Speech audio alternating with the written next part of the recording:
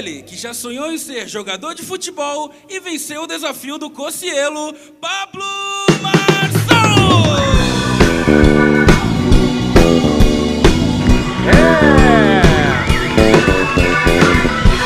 Mais um dia! Quer mais um programa? Chega aqui, ó!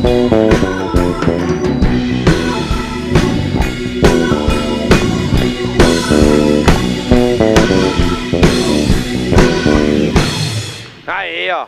E aí, gente? Tudo bem com você que está assistindo? Hoje é dia de chamar um jogador de futebol. Ele já foi artilheiro do Brasileirão. Ele é um dos caras que tem o melhor coração que eu já vi pessoalmente. Sabia disso? Vocês sabem olhar o coração das pessoas? Esse cara, ele tem um dos corações mais impressionantes que eu já senti presencialmente. Já foi artilheiro do Brasileirão. O cara é uma máquina.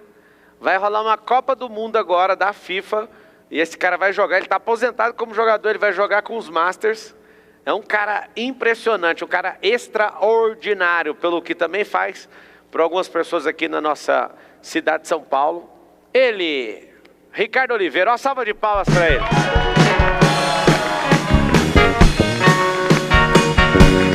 Ricardo Oliveira.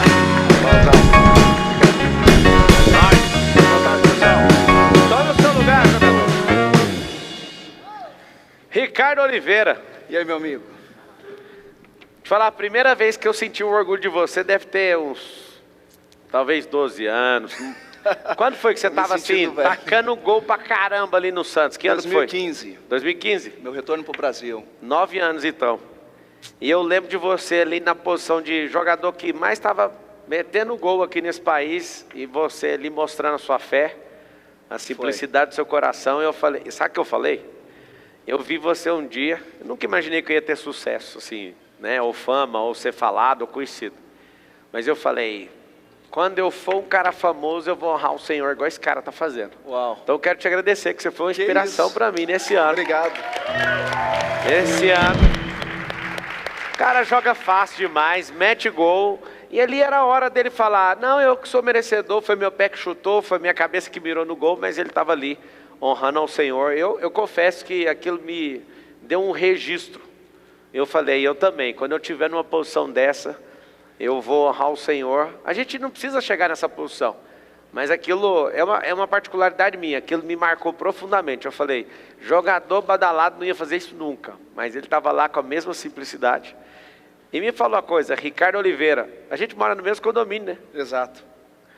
A gente mora no mesmo condomínio. A gente nunca se cruzou ali, né, irmão? Bom, tava correndo para cá, correndo para lá, eu saindo, você entrando. A gente tem quantos anos já que a gente fala e a gente nunca esteve pessoalmente. Eu já falei uma vez num evento da sua igreja, né? Foi. Foi no evento da sua igreja, eu te vi lá. Empreendedorismo, isso, verdade. Eu já te vi cruzando lá no condomínio também, agora é a nossa oportunidade pela primeira vez. Talvez vocês vão ver essa cena muitas vezes, talvez não. Eu acredito que pela frequência do coração desse cara, vocês vão nos ver muitas vezes juntos. Me fala uma coisa, quem te ensinou a ser tão simples assim como pessoa? Cara, isso sem sombra de dúvidas veio dos meus pais, uma educação que eu recebi da minha mãe. Dos meus pais eu digo porque eu perdi meu pai com 8 anos, então as memórias que eu tenho são curtas, mas são muito fortes, né? Mas a minha mãe foi mãe e pai, o que ela falava para mim, a forma que ela me demonstrava como tinha que ser, e uma das coisas que a minha mãe sempre falou para mim é o seguinte, tudo aquilo que você conquistar na vida, tudo aquilo que você realmente sonhar em um dia ter, que seja com o suor do teu rosto, com muito trabalho. Você não vai precisar pisar em ninguém, não precisa de fazer nada disso, só trabalha, como você viu a sua mãe a vida toda fazendo. É isso que eu quero que você faça. E o meu pai também deixou esse exemplo para mim. Agora, ensinar a ser humilde, né, cara? Eu acho que isso não é uma coisa que a gente precisa ter dificuldade para falar ou achar que é algo tão surreal. A gente tem notoriedade, a gente tem popularidade, Deus me tirou de onde tirou e me deu o nome que me deu, para que a gente pudesse ser acessível. Eu acredito muito nisso.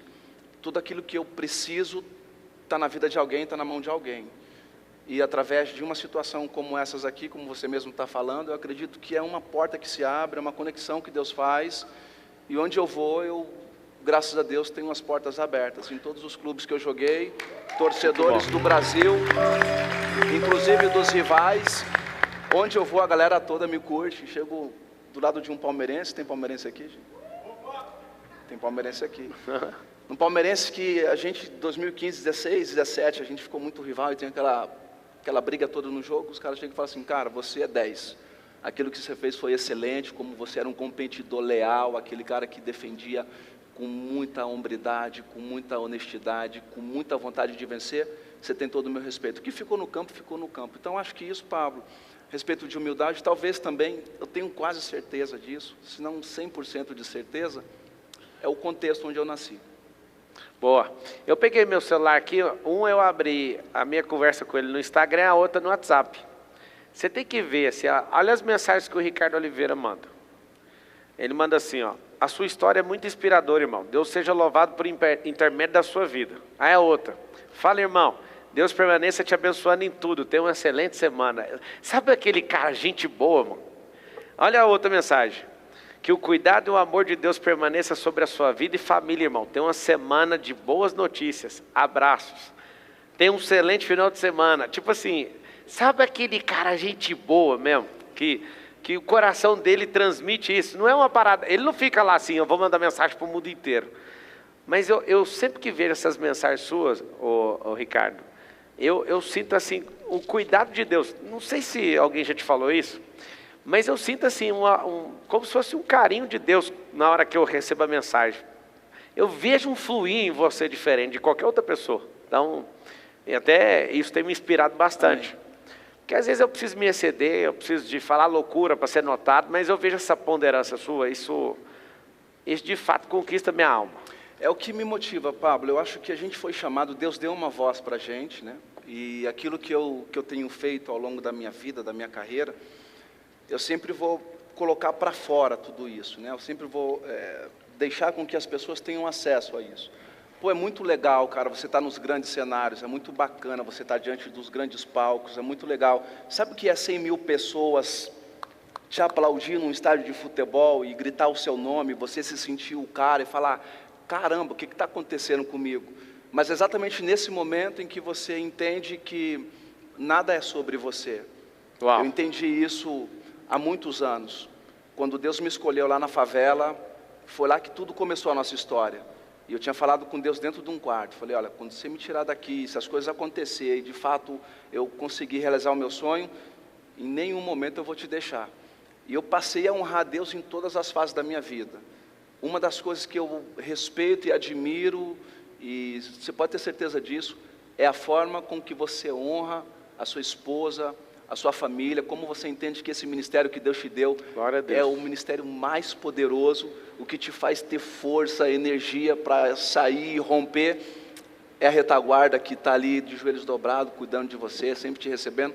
Então eu acho que para mim, isso é o que é mais poderoso, a gente poder na hora do gol e você falar assim, cara, eu sou o cara, bater no peito, tirar a camisa e está tudo bem quem faz.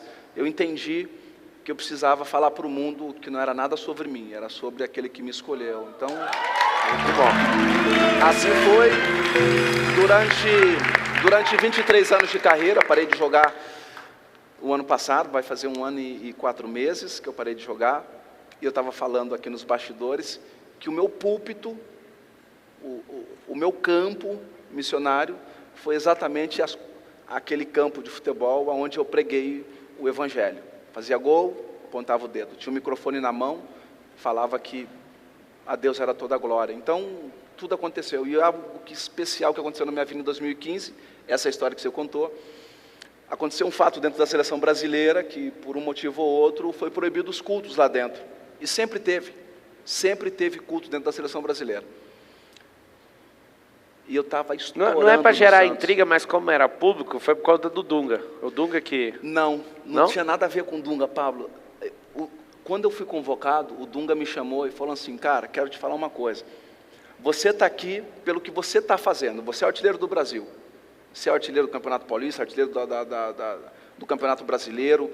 Você está aqui, não importa a sua idade, com 35 anos, você está aqui pelo que você está fazendo. Eu falei, pô, bacana. Ele falou, em questão do que aconteceu e saiu na mídia, dos cultos que foi proibido e que eu proibi, não é verdade. Aí ele contou a história.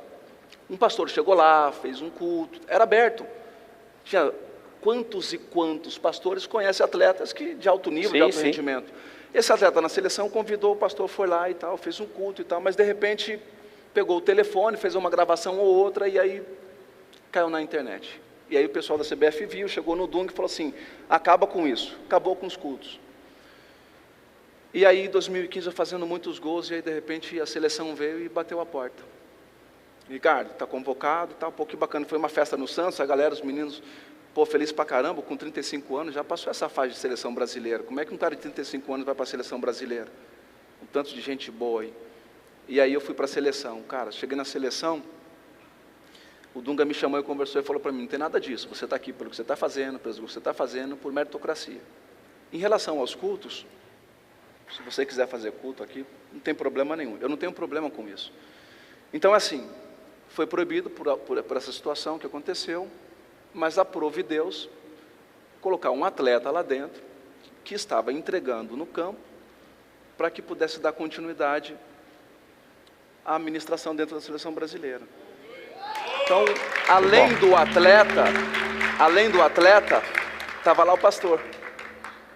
Desde 2007 eu fui separado do Ministério Pastoral, não sei se vocês sabem, algumas pessoas acham que eu fui separado do Ministério Pastoral agora, que eu parei de jogar, desde 2007.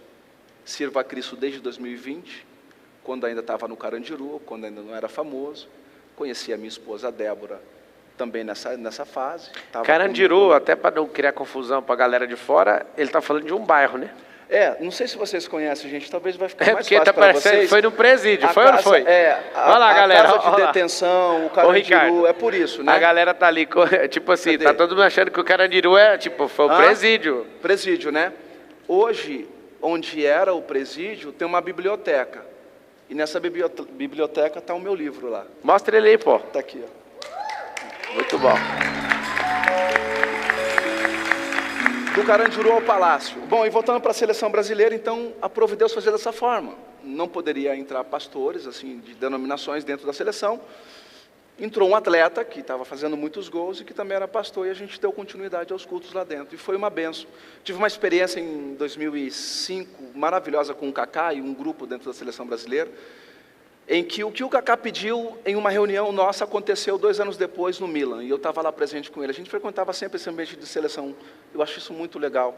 A forma com que Deus usa estrategicamente cada um na sua tribo, no seu local. Então, 2 anos depois, o que o Kaká pediu para Deus fazer, porque ele falou assim, cara, eu tenho uma crise comigo, porque eu vejo tantos jogadores bons, cara, é muito bacana, e os caras merecem ganhar bola de ouro, os caras merecem tudo isso, mas eu queria ter esse privilégio de levantar esse troféu e falar para o mundo que eu pertenço a Cristo.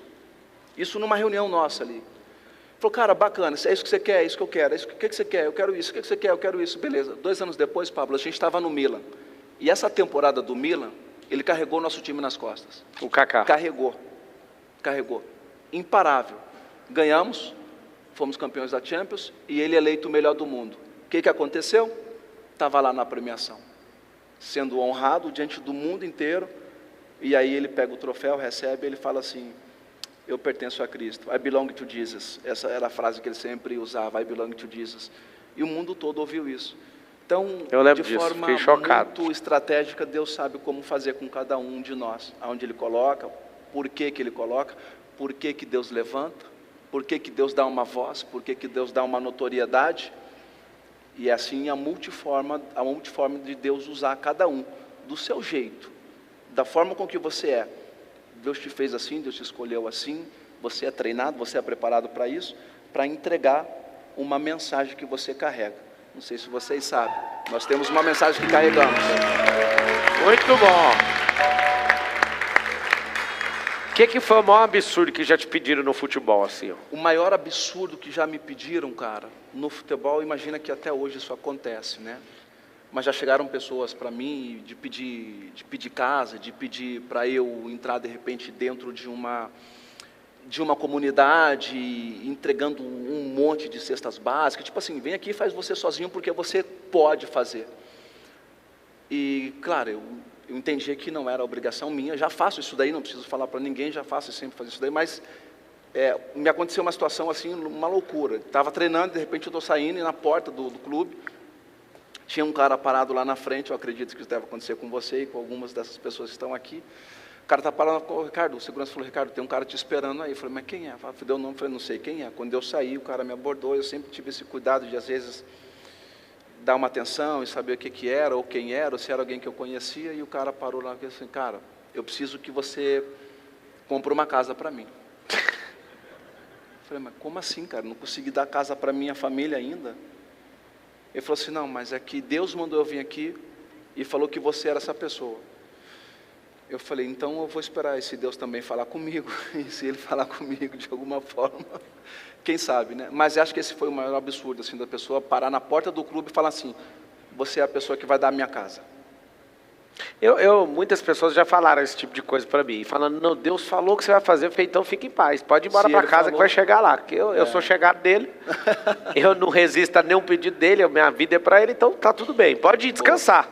Se ele falou mesmo, ele vai cumprir, porque eu sou servo, então nem precisa ser nem pedir, nem me falar mais nada sobre isso.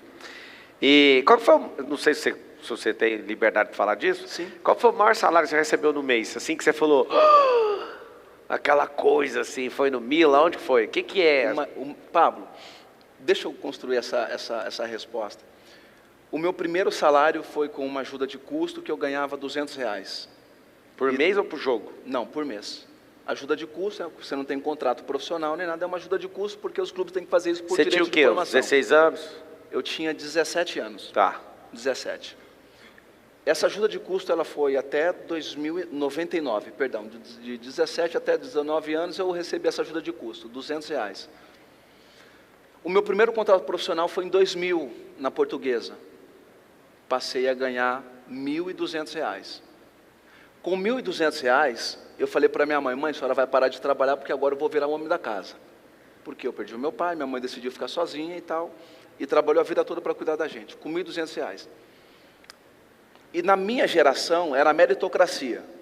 Quer renovar contrato? Quer ganhar mais? Entrega resultado dentro do campo. Era assim, não tinha outra. Comecei a jogar, a ter oportunidade, comecei a fazer gols e comecei a me destacar. E antes de terminar o meu contrato de 2 anos, o presidente me chamou e falou assim, olha, você está merecendo, a gente vai melhorar o seu contrato. Eu falei, uau, que bacana. Sem você pedir. Sem pedir. E aí me ofereceram um contrato de R$5.000. 2 anos depois. Aí você pirou. Falei, caramba, imagina, eu não fazia ideia do que era isso. E é legal, R$5.000. Depois, Pablo, com 22 anos, a seleção brasileira bateu a porta. Vi a convocação para a seleção brasileira em 2022, após a Copa do Mundo. Você já metia gol também, adoidado. Já passei de ser, nessa fase eu tinha deixado de ser uma promessa, já era uma realidade. Porque todo campeonato que a gente disputava, eu brigava por artilharia, fazia muitos gols, então você vai surgindo e aí os clubes de fora despertam interesse, querem contratar e tal. E aí vem a seleção brasileira. Quando chega a seleção brasileira, é o ápice. Chegou a seleção brasileira, se prepara que aí você vai receber propostas assim absurdas. E aconteceu comigo. Chegou um clube de fora, fez uma proposta para a Portuguesa não quis me vender. E aí, como não quer vender, a gente precisa negociar então. Agora a gente precisa renegociar o nosso contrato, porque eu já alcancei um outro nível e agora eu preciso mudar minha realidade financeira também. E aí veio uma proposta do Santos para mim. A proposta do Santos foi de R$50.000. E as coisas começaram a mudar. Eu comprei a casa da minha mãe, comprei o meu carro financiado, um polozinho usado, que era bem legal. Paguei a perder de vistas e... 6 meses no Santos, eu fui artilheiro da Libertadores. Uau! E vice-campeão da competição. Muito bom. E aí aconteceu de chegar uma proposta que mudou a minha realidade financeira, que foi do Valência da Espanha em 2003, no meio do ano. Então foram precisos 6 meses só para que eu pudesse realmente explodir aqui no Brasil, vestindo a camisa do Santos. E aí veio a proposta do Valência. E aí essa proposta do Valência, já o meu salário triplicou. Então você imagina de ganhar 50 mil, eu passei aí para ganhar 200 mil por mês, fora bônus e premiações que tinham, né? E aí joguei no Valência, fui campeão da La Liga em 2003, 2004, fui campeão da Copa da UEFA nesse mesmo ano. Valência joga com o Real Madrid. O Valência na Espanha. Valência, Espanha. Joga contra o Real Madrid. Contra o Real Madrid. Valência, nós quebramos a hegemonia esse ano, essa temporada, Pablo, de Barcelona e Real Madrid. Você sabe que lá só ganha eles dois, né? Na Espanha. Ou é Barcelona, ou é Real Madrid. Ou Real Madrid e Barcelona. E o Valência, em 2003, 2004, era um time bom, mas era difícil de quebrar essa hegemonia. Mas o time deu liga.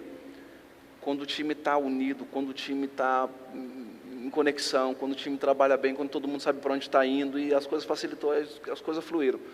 E aí a gente ganhou esse campeonato, a La Liga e a UEFA, e aí veio a seleção brasileira. Fui convocado para a seleção brasileira para jogar a Copa América. Fui campeão da Copa América com a seleção.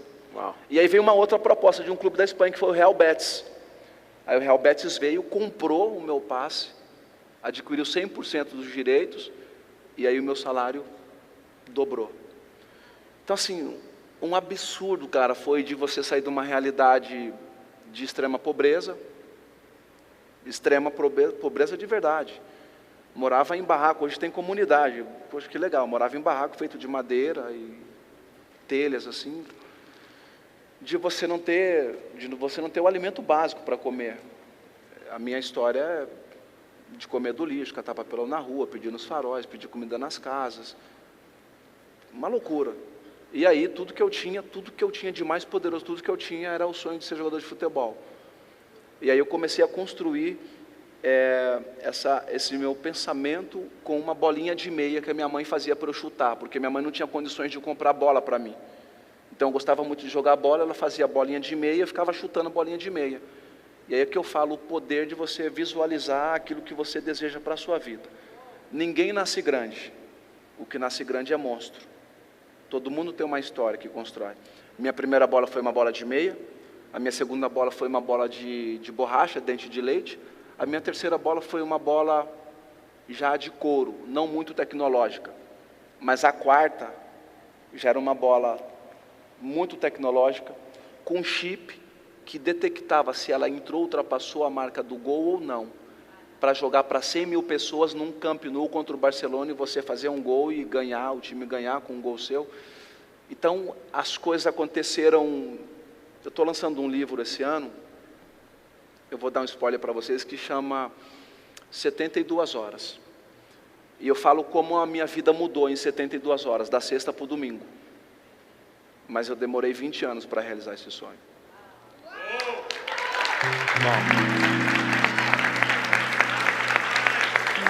Então, são processos, são fases da vida que você vai galgando, que você vai vencendo, que você vai rompendo, com muito trabalho, com muita dificuldade, mas imparável, porque você tem uma fome de vencer, como eu tive, que ninguém consegue te parar.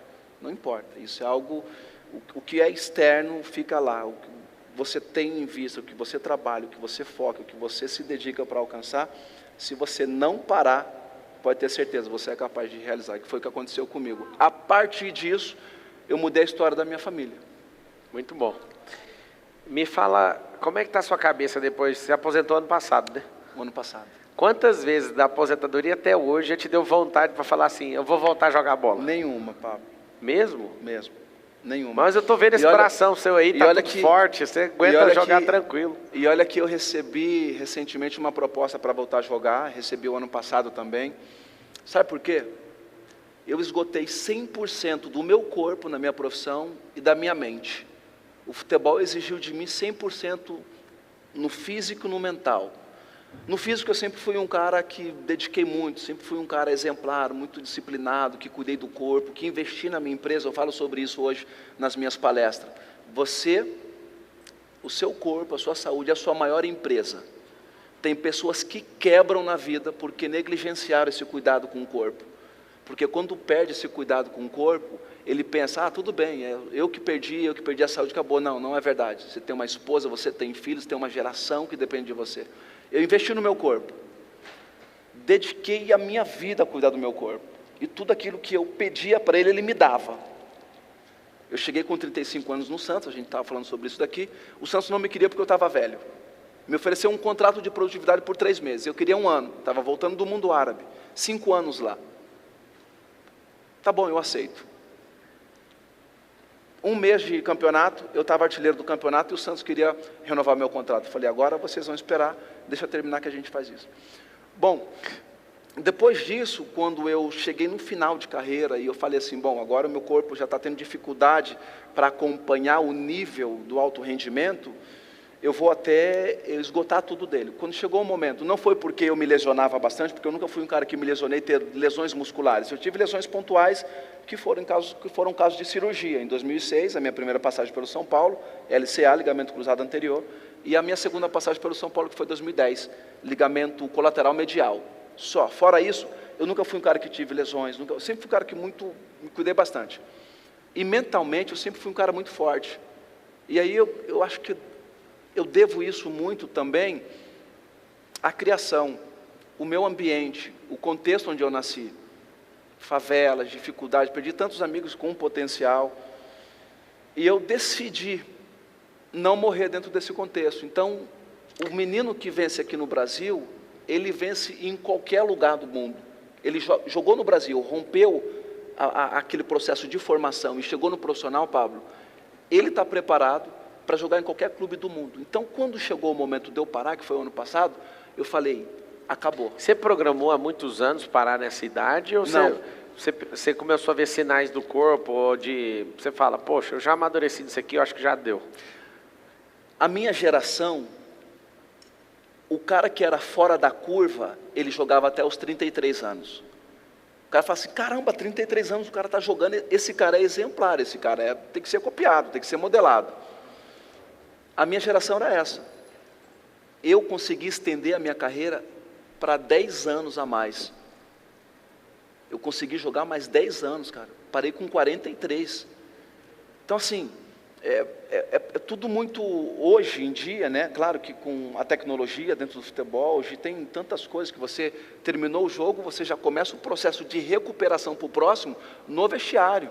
Porque acabou o jogo, você já está tendo nutrição dentro do vestiário, você já está tendo todo cuidado dentro do vestiário, o cara consegue ir. Mas se mentalmente esse cara não é forte, ele não aguenta. Porque a mesma forma com que ele é exigido dentro para o rendimento, ele é exigido fora. As informações chegam para a gente hoje muito fácil, por causa da internet. Para o cara ter acesso a mim, ele tinha que ir no clube, falar com o assessor de imprensa para a gente ter uma entrevista. E aí a gente fazia a entrevista. Se eu quisesse ter acesso a essa entrevista, eu ia na banca de jornal, comprava o jornal para ler. Ou assistia ao programa de esporte durante, sei lá, o meio-dia que acontece. Hoje não. Hoje a imprensa não vai atrás de jogador nenhum. Fica acompanhando ele na internet. De repente o cara saiu, faz alguma coisa, já vira notícia e dá um boom. Então eu acho que isso para mim foi o máximo, de saber que eu estava preparado para esse momento, que foi muito bom, foi tudo muito intenso. E que quando aconteceu, eu falei, bom, agora eu vou mudar a chavinha e continuar tocando a minha vida. A questão que o Ricardo está falando sobre parar faz muito sentido, porque parar não é sintoma de fraqueza. Parar é quando não faz mais sentido. Desistir é quando você é fraco. Perfeito. Tem vários jogadores que desistiram da carreira por algum motivo, e não vamos criar polêmica com isso, mas para vocês entenderem. O verdadeiro atleta é aquele que dá o melhor a ponto de falar assim, ó, quando esse melhor começar a descer, eu paro. Grandes atletas não conseguiram parar ao seu tempo e depois tiveram que desistir ou o corpo deles expulsar eles para fora do campo. E é muito bom ver alguém sensato, maduro, a ponto de falar assim, eu posso parar. Eu te perguntei se tinha sido programado, não foi programado, não. Você percebeu. Exato. Eu tenho levado a sério uma questão minha, Ricardo, de aposentar. E já tem alguns anos que eu venho já mirado nessa data, né, de aposentar do trabalho. Eu vou aposentar do trabalho dia 17 de abril de 2027. Ou seja, na hora que isso acontecer, acabou a carreira, eu não trabalho mais. O que aconteceu, não interessa para mim. Aí alguém fala, mas e aí, você vai fazer o quê? É porque todo mundo acha que o aposentar é sentado numa cadeira de balanço e ficar lá balançando até morrendo. Eu vou estar com 39 anos desse dia. No meu aniversário, vai ser a virada do dia para 40. As pessoas talvez não saibam, mas eu posso falar, né? Meu maior sonho é ser evangelista pelo mundo. E eu fico arrumando um tanto de coisa aqui. Eu fico arrumando esse tanto de coisa para fazer, para arrumar uma potência para essa mensagem mais rápida e com mais força, e alcançar e informar mais gente. Mas eu falei nitidamente, é uma carreira, né? Esse negócio de trabalhar, de ter esse tanto de negócio, até essa data que está chegando, eu nem acredito. Eu estou falando aqui para você hoje, está faltando 36 meses para chegar nessa data. Falar nisso hoje é que dia? Do mês? Então, falta menos de 3 anos, né? 25, 26, 27. Já, dia 17 agora, certinho, faria 3 anos. Ou seja, eu tenho 3 anos para dar o meu melhor. E depois você não vai me ver invocado com o negócio. Não quero saber. Não é meu estilo, não vou mexer com isso. Quem tem data para parar, ou quem sabe da lógica de parar, dá o melhor e cumpre esse melhor. Então fica essa dica para você que está assistindo.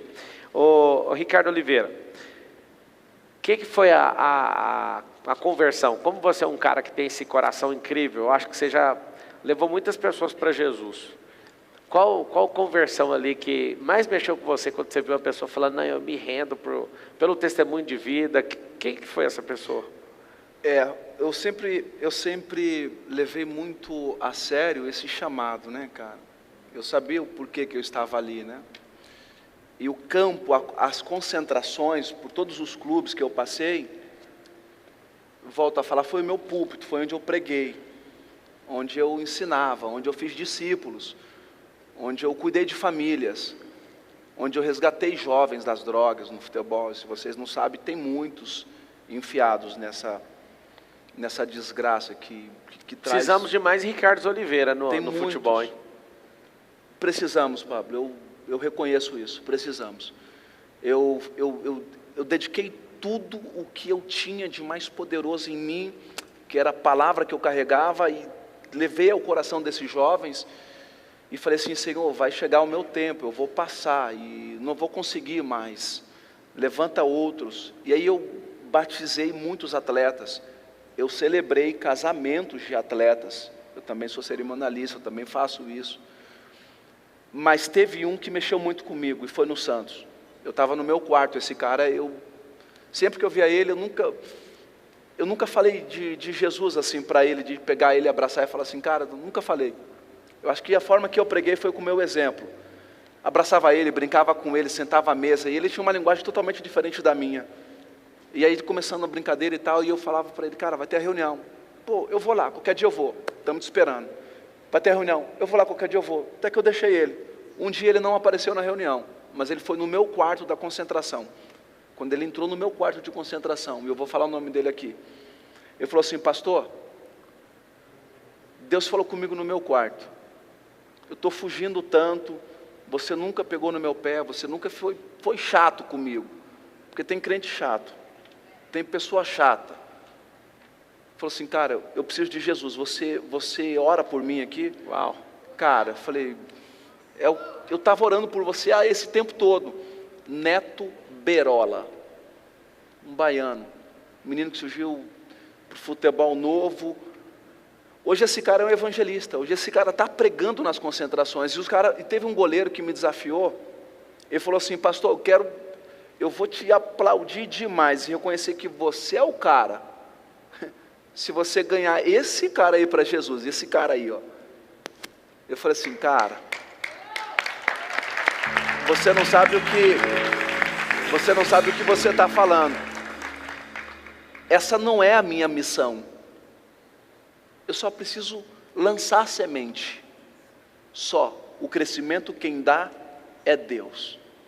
Eu falei, então tá, o tempo dirá se a semente pegou ou não? E pegou, numa concentração, estou num quarto de concentração tão simples. Ele chegou, falou, pastor, Deus falou comigo, preciso entregar minha vida para Jesus. Você me conduz? Falei, vai ser um prazer. Dobrou o joelho dentro do quarto, oramos juntos, apresentei ele para Jesus, e hoje ele está frutificando, está pregando nas Glória concentrações. Esses são os troféus que o tempo não vai desgastar. Eu tenho no meu museu inúmeros museu troféus. Fica na sua casa? Não, fica aqui no meu escritório, aqui em Alphaville. Uhum. Eu chego lá, eu acho bacana tudo. Eu olho, admiro, fico legal, mas daqui a pouco vai passar, tudo isso perece. Eu falo que o maior troféu que eu carrego e que esse tempo não pode destruir nem nada, são as almas que eu ganhei por onde eu passei. 23 anos de carreira profissional, ininterruptamente pregando o Evangelho e cuidando de muitas pessoas, enquanto atleta e hoje não pastoreando uma igreja local, mas também cuidando de pessoas. Eu acho que poder ver essa transformação, essa mudança de resgatar jovens que de uma maneira tão precoce têm acesso à fama, a dinheiro e que se perde, a gente mostrar para eles que tudo isso passa, mas que existe um Deus que tem amor por ele, que tem o desejo de trazer para ele uma alegria genuína e verdadeira, porque todos nós que alcançamos o sucesso em alguma área das nossas vidas, cria-se um personagem. Esse personagem dura, você deu um prazo agora. O meu durou 23 anos, Pablo, sendo jogador de futebol. Onde eu ia, as pessoas, uau, chegou o artilheiro, chegou o goleador. Onde eu ia era algo, todo mundo queria estar perto. Tem um futebolzinho da igreja toda semana, ele ainda continua perturbando os irmãos. Ele fica lá, os caras, ele não sai, né? Porque ele fica lançando a bola bem lançada, o cara redondo, aplicado ali, não sai, mete gol e fica lançando pro... Quem que é o cara que ajuda a fazer gol lá, que você que joga? Tem uns caras bons lá. Tem uns caras bons lá? Me fala uma coisa, qual o melhor jogador de todos os tempos? Uau, que pergunta, cara. Quem é? Olha só, eu gosto de analisar bem, assim, características, né, cara? Hoje, para mim, o melhor jogador do mundo, para mim, é o Messi, hoje. Tá. Mas de todos os tempos, assim, para mim, o Pelé. Tá bom. Então vamos tirar esses dois caras da ponta agora e vamos descobrir mais coisas sobre melhores jogadores. Quem que você jogou, que você, enquanto jogava, falava, não, esse cara não é nem humano, que cara que é esse? Que jogador que é esse? Quem que te impressionou ali, que fez você suar no campo e você pirou, falou, esse cara joga demais? Ronaldinho Gaúcho. Ronaldinho? Quando foi esse jogo? O Ronaldinho Gaúcho, ele via coisas no campo que ninguém via, ninguém enxergava. Ele era diferente. O Ronaldinho Gaúcho, ele jogava sorrindo, dando risada o tempo todo. O cara batia nele, ele estava rindo. O cara ia para machucar ele estava rindo. E em 2002, essa experiência minha da Portuguesa de São Paulo para a seleção brasileira me marcou muito. Porque um ano antes eu estava morando no Carandiru ainda, 2 anos antes eu estava morando no Carandiru, 2 anos depois eu estava na seleção brasileira, campeão mundial, tetracampeão mundial. E aí, cara, mudou, fui comprar um terno para se apresentar na seleção e tal. Quando eu chego na seleção, desci para tomar um café, uma muvuca no hotel, e aí de repente eu escutei uma gritaria. Todo mundo alvoroçado, era o Ronaldinho que estava chegando da Europa para se apresentar na seleção. Ele chegou, Pablo, tão simples, o cara tão humilde, me cumprimentou quem estava sentado à mesa, sentou para tomar um café e começou a conversar e perguntar dos caras da geração, da época dele, que frequentou a seleção de base com ele. Pô, e esse cara aqui, e aquele cara? Eu falei assim, não, cara, esse cara é de uma outra geração, cheguei agora, não tive a oportunidade de jogar com eles. Ele falou, cara, legal, pô, parabéns, tenho te acompanhado. Eu falei, mas como assim tem me acompanhado, cara? Saí da Portuguesa de São Paulo, com todo respeito. Cara, você está no Paris Saint-Germain, você é a estrela do futebol mundial. E ele falou assim, cara, eu sou apaixonado por futebol, eu amo o que eu faço, é por isso que eu tenho alegria em tudo. Eu quero ver todos os jogadores, e eu gosto de analisar todos. E você está aqui com 22 anos na seleção brasileira, espero que você tenha vida longa aqui dentro. E eu aprendi uma coisa com os grandes. Os grandes não precisam falar que é grande, eles são respeitados como grande. Quando você estiver do lado de uma pessoa grande, de alguém que venceu, de alguém que rompeu, só aprenda com ela. Ela vai forçar, não vai ser agressiva, pelo contrário, vai ser gentil e cuidadosa, para que você eleve o seu nível para estar no mesmo nível dela. Isso é fantástico. Bom, esse cara me impressionou. Qual jogador que já fez assim, deu uma entrada dura contra você ali, às vezes uma maldade que você lembra assim, o cara que foi mais o malvadão ali no futebol, quem foi? Tinha uns caras, velho. Teve uma vez que eu estava jogando contra um zagueiro brasileiro, eu achei que isso não ia acontecer, mas aconteceu. Dentro do campo, esquece a amizade, né? Dentro isso do na campo, Europa, lá na Espanha? Foi na Espanha. Dentro do campo, cada um defende o seu. E foi engraçado essa, Paulo, porque esse cara, ele era cristão, acho que é cristão ainda, porque eu não tenho mais contato com ele. Era cristão até da entrada. Até antes de começar o jogo. E aí, beleza, a gente se cumprimenta e tal, pô, e aí, beleza, tá bacana, bom jogo, valeu, pô, pastor, tudo bem? Joia, bacana, começou o jogo, esse cara... Foi público, quem é o cara? Pode falar o cara. Eu vou falar o nome dele. Começou o jogo, esse cara muito... Cara, esse cara não olhava mais pra mim, né, meu? E dentro do campo a gente já não se falava mais. Qual time você jogava e qual que ele jogava? No Betis, da Espanha, ele estava no Real Saragossa.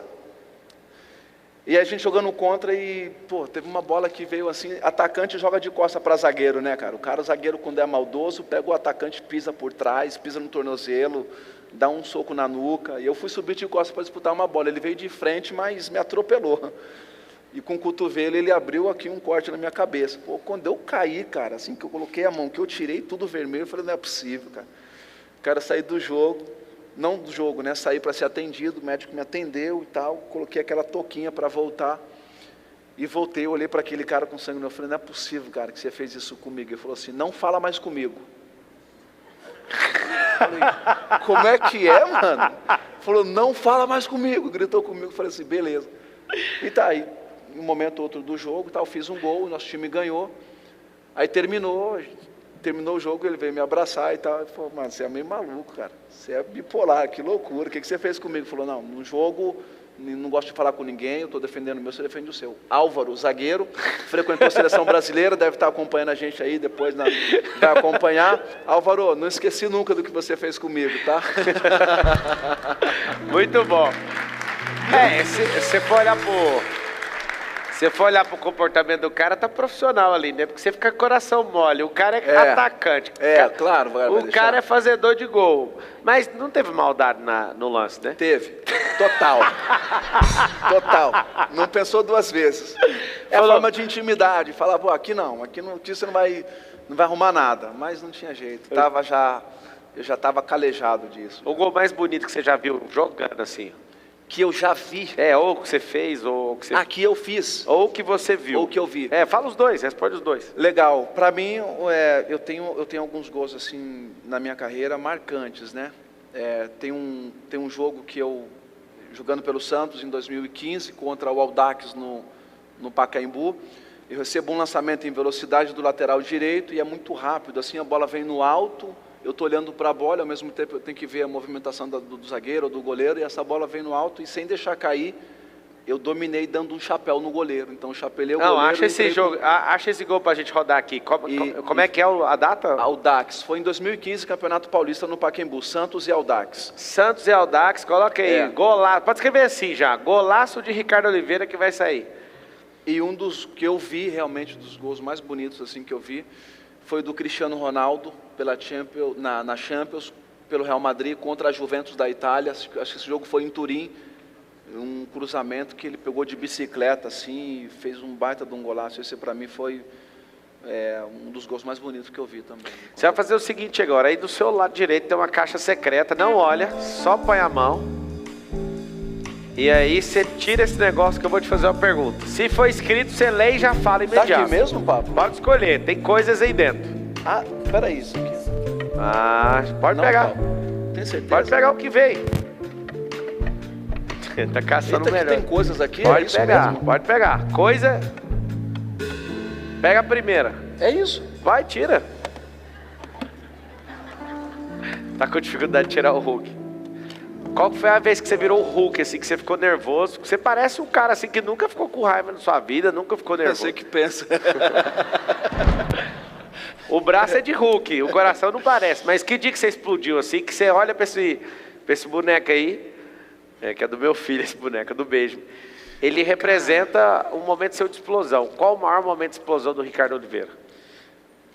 Eu sempre quis ser o Hulk, gente. Quando eu era pequenininho, de verdade. A minha mãe falava assim para mim, cadê o meu Hulk? Travava os dentes, abria os braços e tremia todo até ficar vermelho. Mas... Como é que você fazia? Faz aí, deixa eu ver. Fazia assim, Vai lá. Ela falava assim, cadê o meu Hulk? Eu fazia assim,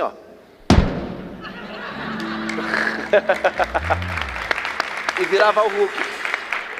Mas teve um momento em que eu realmente dei um soco na mesa, assim, fiquei muito nervoso. Foi quando eu entrei dentro de uma agência de carro, com 19 anos. Fui com um empresário lá que estava querendo trocar de carro e a recepção não foi muito legal. O cara que atendia lá me conhecia porque jogava bola comigo e sabia que eu morava ali no Carandiru. E quando ele veio, parece que ele só olhou eu, não viu o empresário que ia comprar o carro. Ele gritou bem alto, falou assim: "Tá perdido aqui?" Olhei para um lado, olhei para o outro, falou: "Você mesmo, está fazendo o que aqui?" Aí eu falei assim: "Estou acompanhando o meu empresário." Aí ele: "Ah, tá, só pode, né?" Tipo, Para que o pessoal acorda num dia para fazer isso com os outros? Você não tem condições de estar aqui, cara. Foi isso. Cara, eu fiquei muito nervoso. Muito nervoso. Minha vontade era de voar nesse cara. E decidi em diante, eu decidi, cara. Eu falei assim: eu vou voltar aqui. Não sei o tempo, mas eu vou voltar aqui. E o melhor carro que tiver aqui, eu vou comprar o melhor carro. Mas eu quero ver a forma com que esse cara vai me receber. Saí de lá determinado a mudar a minha vida. Saí de lá 1 ano depois. 1 ano depois eu voltei. Voltei só para ver de que forma que esse cara ia me receber. Ele tinha sido mandado embora, não estava mais lá. Aí o cara me atendeu, o cara falou: "Pô, Ricardo, que legal você estar aqui." Eu falei assim: "Cara, deixa eu te perguntar, fulano de tal." Eu falei assim: "Não, foi mandado embora." Eu falei: "Pô, que pena. Quer comprar carro?" "Não, não quero. Se estivesse aqui eu comprava." Muito bom. Pega mais um, vai lá Mais na caixa agora secreta. entendi. Caramba, cara. Que legal essa. Tava esperando um papelzinho. Essa caixa cabe muita coisa, mano. Caramba, meu. Ei, quando foi que você se sentiu fraco mesmo, um frango na vida? Quando eu me senti fraco, cara. É, fraco mesmo. Porque hoje você é um cara forte. Eu acho que se você for jogar em qualquer time, aí você salva aí 80% dos times aí do Brasil hoje. Forte, continua treinando direto. Mas quando que era assim, aquele sentimento de fraqueza? Eu sou fraco.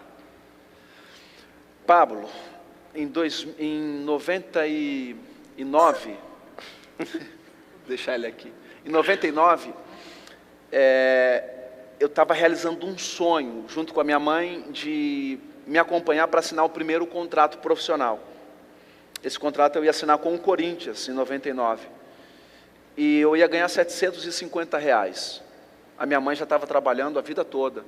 E a minha promessa para minha mãe falou assim: "Mãe, um dia vai chegar em que eu vou ser o homem da casa, a senhora não vai precisar trabalhar mais. A senhora vai desfrutar do bom e do melhor, e eu vou cuidar de tudo." Quando eu recebi essa proposta de assinar um contrato profissional com o Corinthians, a gente foi juntos para assinar. E aí a gente foi chorando dentro do ônibus. Eu falei: "Mãe, chegou o grande dia, não acredito que isso está acontecendo." E aí assinei esse contrato profissional, e voltamos para casa, assim, fazendo planos, né? E aí, quando eu cheguei depois no clube, eu fiquei sabendo que esse contrato foi colocado na gaveta, e o clube não iria dar continuidade e me mandou embora. E aí, cara, aí eu me senti fraco, impotente, me senti assim para baixo. Eu falei: "Não é possível."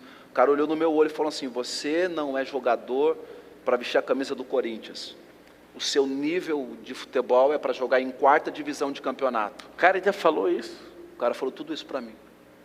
Eu falei para ele assim, falei: "Cara, eu só preciso da minha liberação e o tempo coloca tudo no seu devido lugar."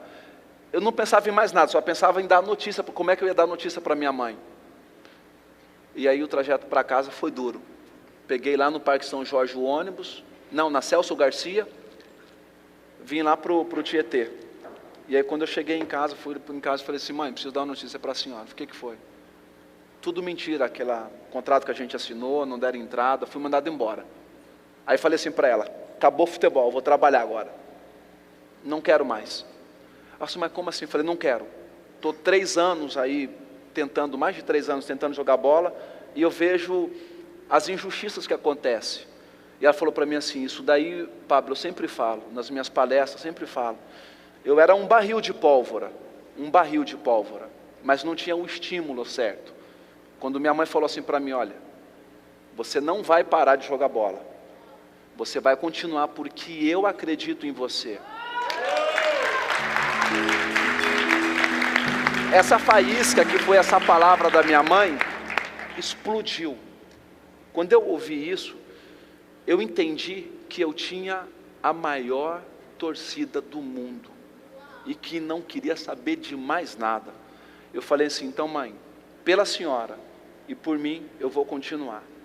6 meses depois, eu estava assinando o meu contrato profissional e realizando o sonho da minha mãe. Ei, Esse é o gol. e na hora de fazer um golzinho no Corinthians ali, Eu fazia com força.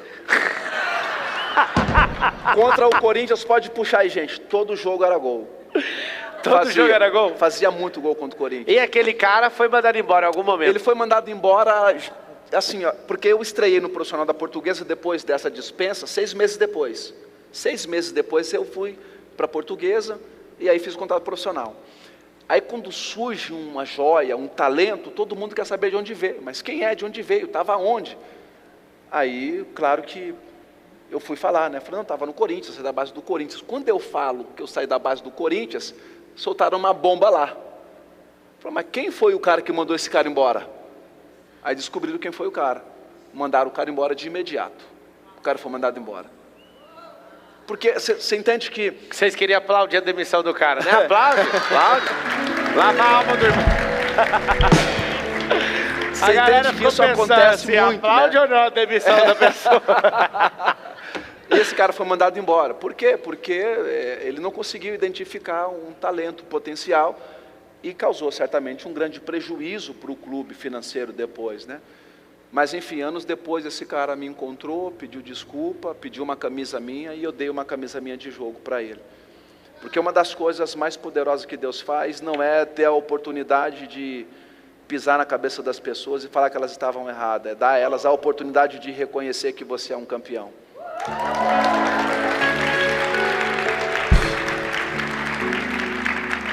Parece até de mentira um negócio desse, né?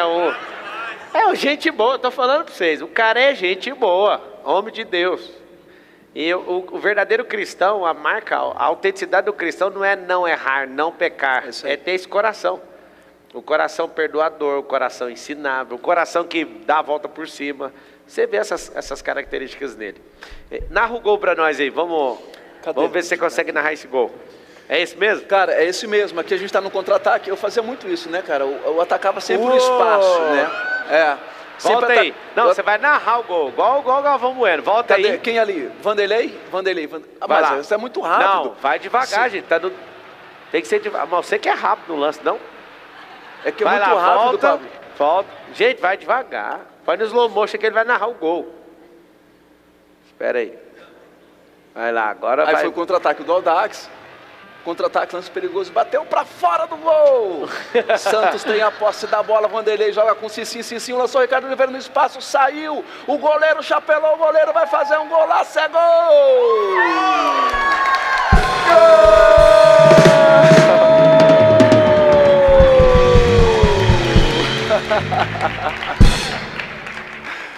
Esse foi o gol assim, mais bonito. Teve um outro que eu chapelei o goleiro, vestindo a camisa do Santos também. Estava voltando da seleção, mas esse daí foi O que foi o sentimento ali? Volta ali o chapéu. Na hora que você tacou esse, você pensou assim, será que vai? Que era o sentimento? Cara, porque nesse momento é muito rápido o lance, né? E o goleiro tá saindo, e o goleiro quando sai, ele não sai para perder a viagem, cara. Ele sai ou ele pega a bola ou ele pega o jogador, né? E esse goleiro, se não me falha a memória, acho que é, não sei o que Alves, Bruno Alves, ou Alex Alves. Esse goleiro, ele tinha a fama de chapelar os atacantes, ele dava chapéu nos atacantes. Ele tirava a onda dos atacantes. E aí teve esse lance que eu dei chapéu nele, aí eu normalizei as coisas. O normal era esse, né? Eu chapelar o goleiro, não o goleiro chapelar um atacante. Muito bom. Né? Pega mais uma. Incrível. Pega mais uma aí. Já prepara os microfones aí que agora eu como. Um algema. O que te prendeu por muitos anos? Se for bloqueio, pecado, crença limitante, o que te algemou aí uma vida inteira? Crença limitante. Eu nasci dentro da favela, os meus pais construíram uma tenda. E essa tenda abrigou os sonhos deles para construir uma família e vencer na vida. Meu pai veio do sul de Minas, de Guaxupé, e a minha mãe veio de Vitória da Conquista, Bahia. Conheço.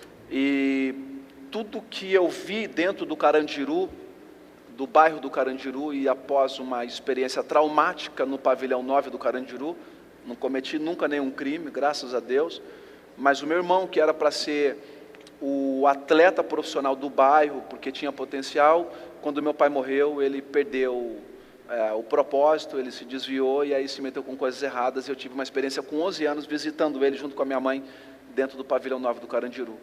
Tudo que a gente ouvia era que a nossa família era uma família destruída, que ninguém ia vencer e que a gente estava fadado àquela miséria. Parecia que realmente eles estavam certos. E eu convivi com isso por muitos anos. E eu acho que até com 19 anos, quando eu decidi parar com o futebol, depois dessa outra experiência que eu citei aqui, esse trauma, essa crença ainda me acompanhava por muito tempo. Até que eu tive que mudar essa perspectiva, mas isso me prendeu.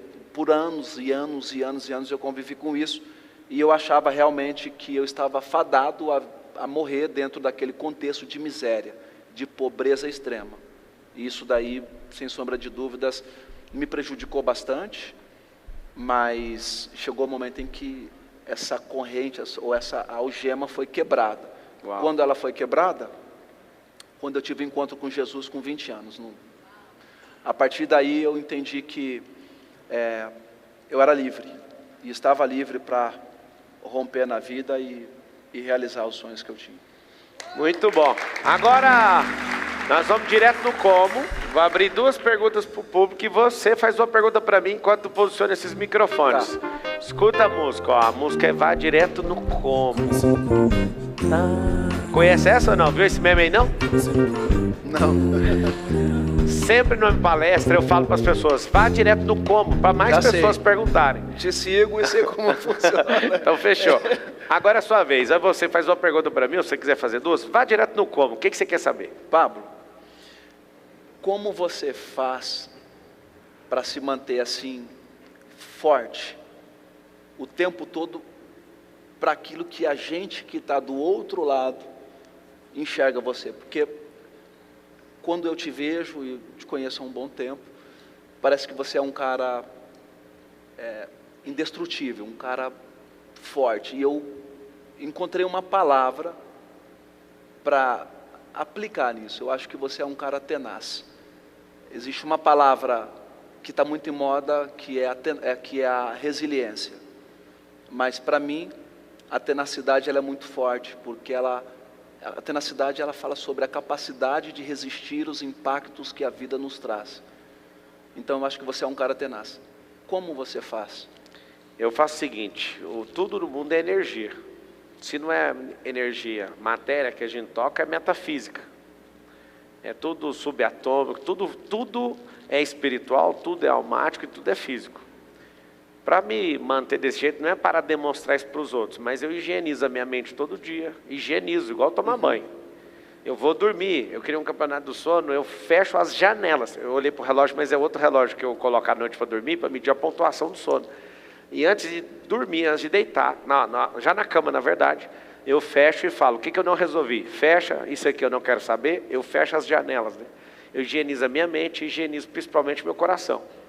Então assim, só de estar aqui te entrevistando, eu fiz umas consultas ao Senhor. Eu falei, Senhor, será que não seria a hora de eu ser mais nobre, igual o Ricardo? Será que não seria a hora de eu ter essa calmaria, de escolher as palavras? Eu vejo tanto que é bonito na hora que a sua boca vai proferir uma palavra. Dá para perceber que às vezes você quer falar uma palavra, mas você faz uma seleção para sair algo agradável da sua boca. Eu estou um pouquinho em crise aqui te entrevistando. E eu sei que isso tudo é fase. Mas eu fico louco para mudar de fase. Então, eu não consigo ficar magoado com o que as pessoas dizem, porque eu sei que elas estão dizendo a respeito delas mesmas. Eu sou 100% apegado à palavra que o Senhor falou a meu respeito.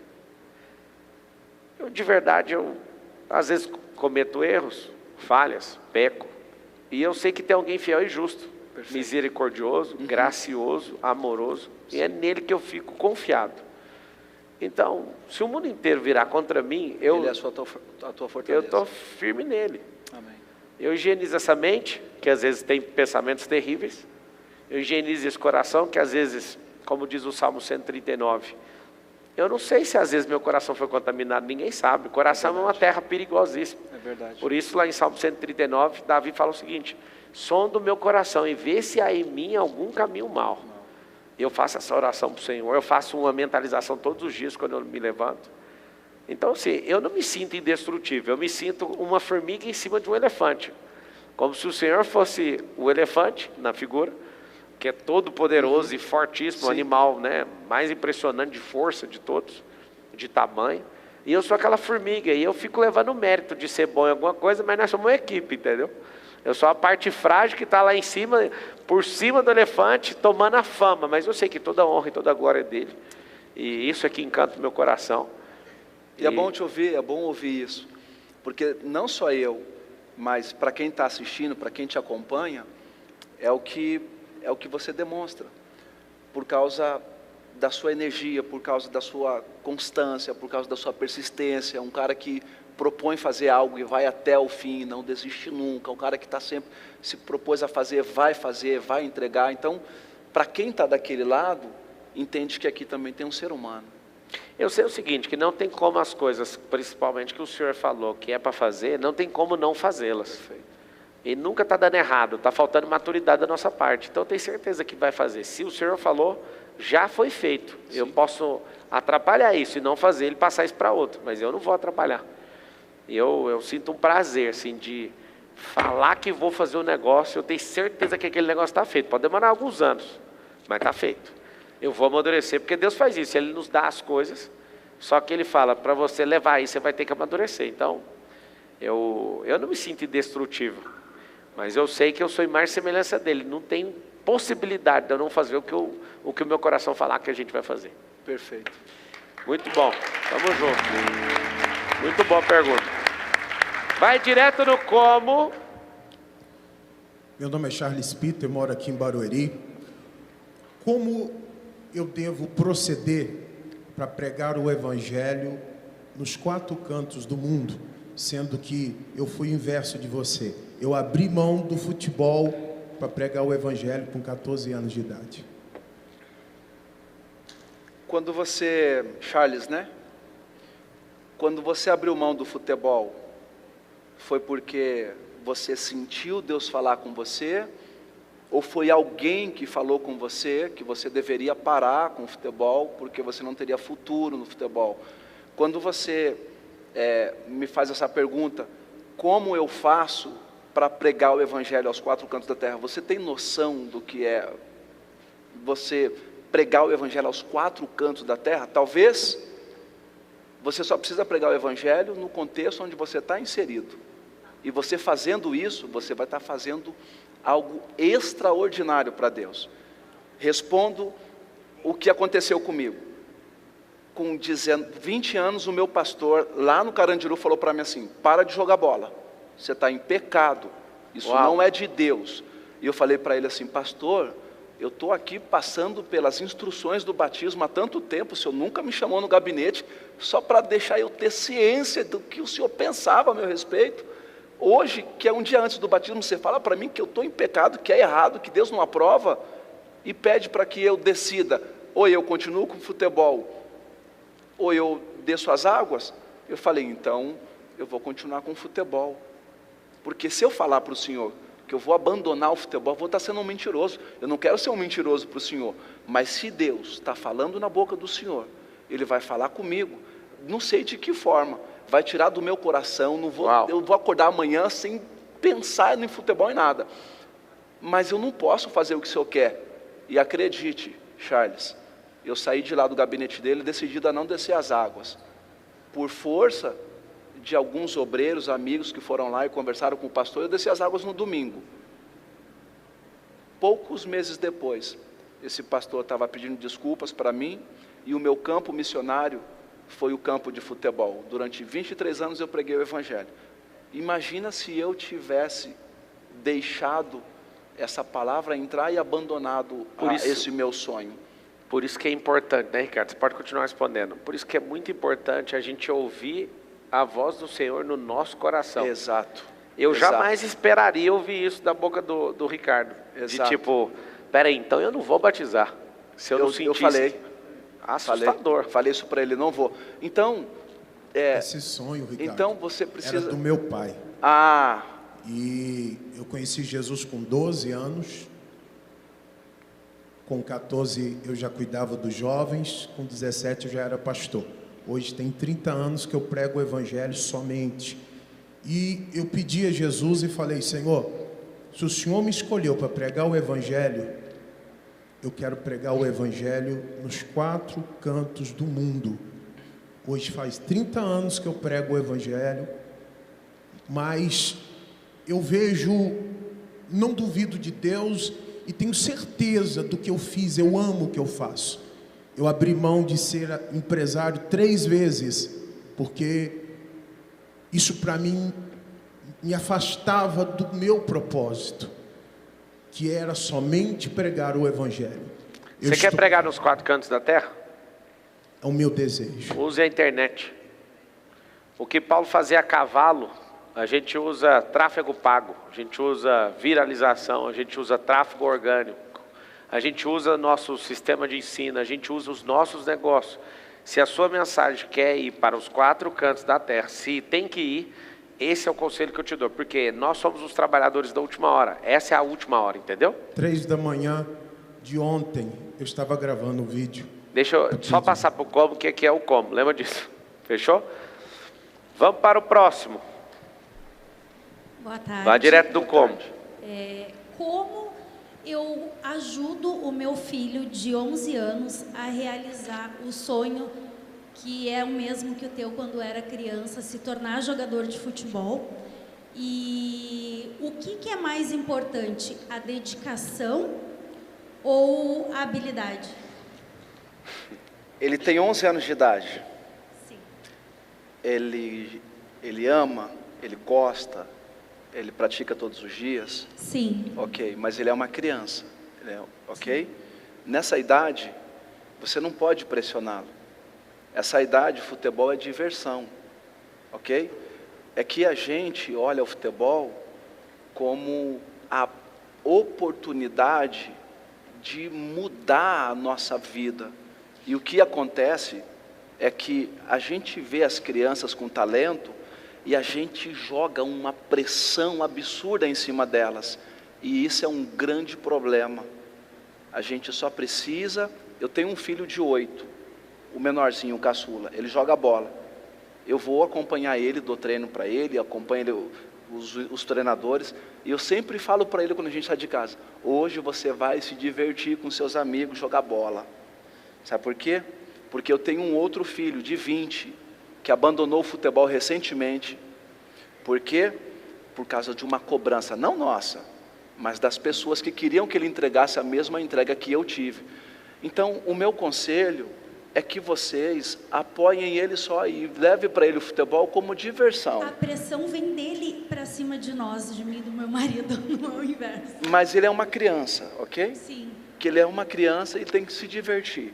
Vai chegar os momentos e as fases em que ele vai crescer, em que ele vai entregar e que ele vai se desenvolver maiores habilidades, e vocês irão identificar e vocês vão colocar ele num clube ou numa escolinha para ele ser conduzido de uma maneira mais adequada, profissional.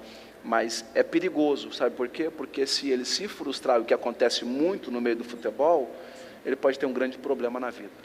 Eu com 14 anos para 15, eu só fazia uma oração para Deus: por favor, Deus, se o Senhor me fizer jogador de futebol, eu não vou te pedir mais nada na minha vida inteira. Era uma oração sincera. Eu ia na peneira, povo, Deus me livre desse cara. Eu joguei na Tele Goiás, lá em Goiânia, e eu queria jogar no Goiás. Aí um dia eu fui na peneira, o povo olhou para mim assim, tipo, sai daí. E aquilo foi frustrante para mim. Eu falei: quer saber de uma coisa? Eu não vou mexer com isso. Você pode contar 2 histórias para o seu filho. A história de um campeão mundial, aonde jogou foi campeão, artilheiro de Libertadores, que é a coisa mais difícil que eu acho. Eu não acho que é difícil ser campeão lá na Europa. Tem muito cara que é campeão, mas ser artilheiro é difícil demais. Ser o cara que assina no ano, que mais meteu gol, beleza. Você pega essa história. Pega a história de quem foi embora. Pega a história do Flávio Augusto, por exemplo. O filho dele era jogador.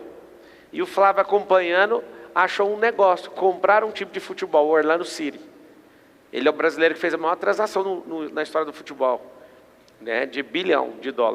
O que ele fez?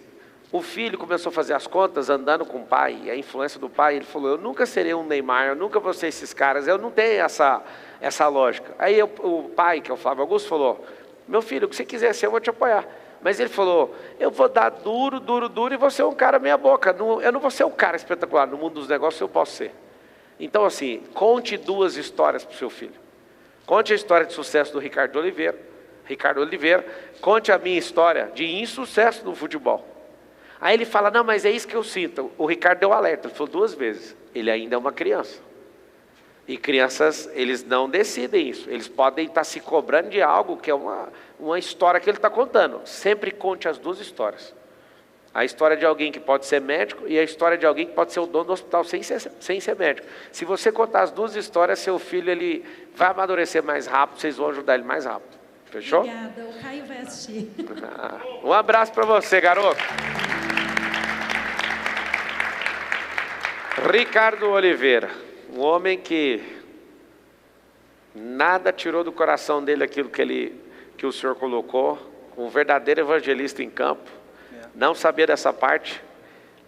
Até conheço um pastor que divulgou lá na época, quando tinha os cultos. É meu amigo, inclusive. Sim.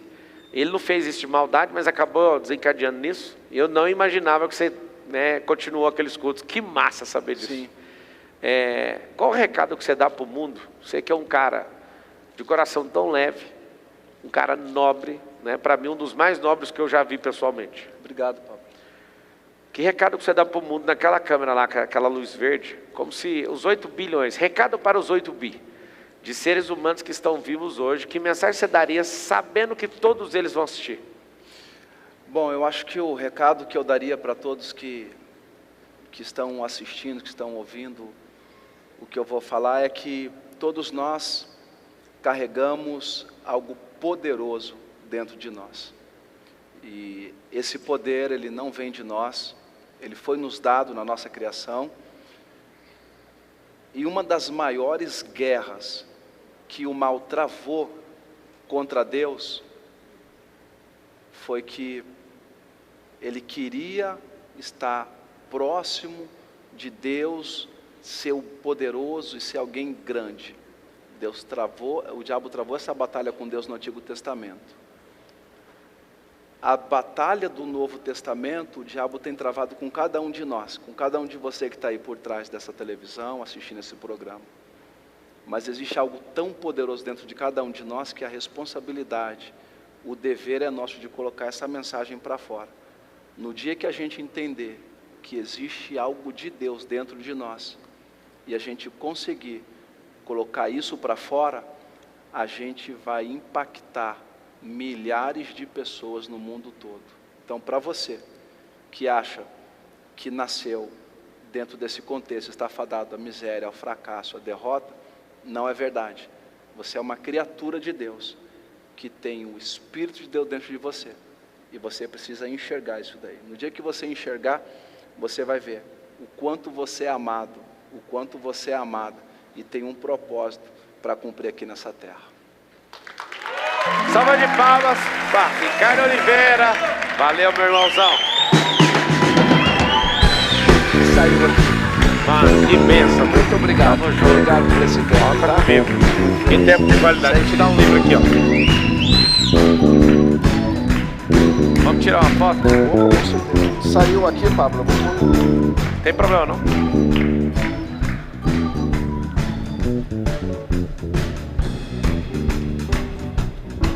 Oliveira.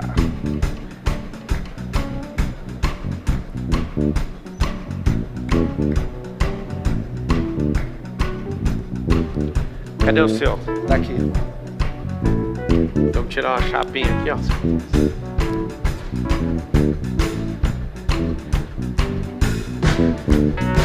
Boa. Aqui agora, tem essa câmera aqui, ó. Você sai tipo fazendo uma gracinha, ó, falando com a turma. Deixa eu colocar aqui. Bora nessa. Valeu! Mais um Marçal Tal. Vai cuidar da sua vida.